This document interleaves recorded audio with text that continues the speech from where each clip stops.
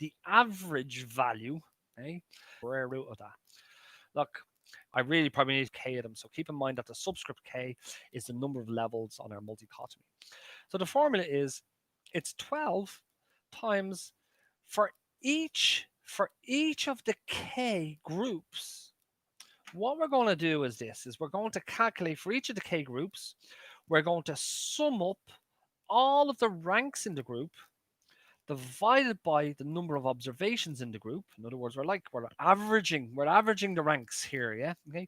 But actually, more importantly, it's the square of that, and we're going to do that for each group. So this is like the average square of the ranks within each group, okay, and that's all divided by the total number of paired observations times the square of the paired observations minus 1. Okay?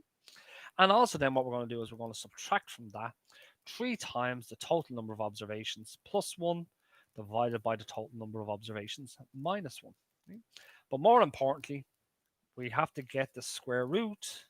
This is all raised to the power of a half. So this is a square root of that particular formula.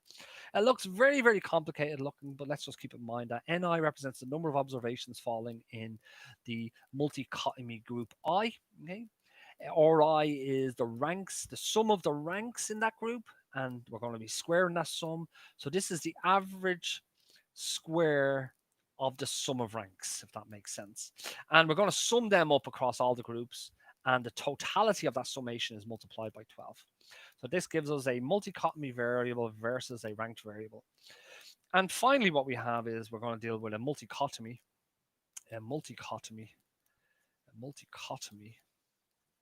versus a dichotomy.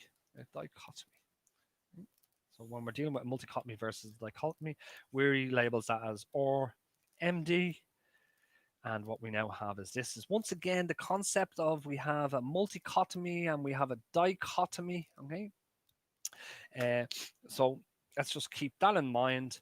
So now this looks once again pretty complicated looking, but what we have is we have the total number of, let's say, paired observations divided by the product of the number of observations in the dichotomy labeled 0 times the number of observations in the dichotomy labeled 1, which is multiplied by the sum across all of those multichotomies. Okay, what we're going to do is we're going to calculate the sample size, or the square of the number of observations in each of the multichotomies relative excuse me, relative to the total number within that particular group. And we're going to take away from that n1 minus n0, the ratio of the dichotomy, if that makes sense. And more importantly, there's a square root associated with that. A little bit convoluted in relation to this particular formula, but once again, just keep in mind that n0 represents the sample size, the number. We've got a dichotomy, so it's a number of zeros. N1 represents the number of ones. And then across each of the multichotomies, so each of the groups now, based off the multichotomy, which we've got k of them, we're going to be calculating these particular observations, the number of observations within the groups relative to the total number across the groups themselves. Okay, so now what have we done there? We have just done our last formula, which is we've done the multichotomy and the rank. So we've done the multichotomy along with the rank, multichotomy and rank right here.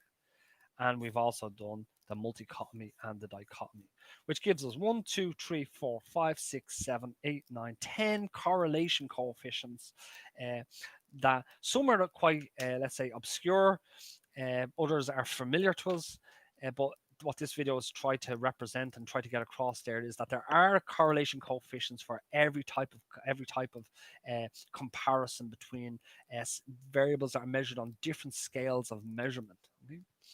So guys, once again, this was Jonathan Lambert with Maths and Stats, and I hope that this video was in some way intuitive, and more importantly, I hope that was helpful for you, and thanks for watching. Okay, bye-bye.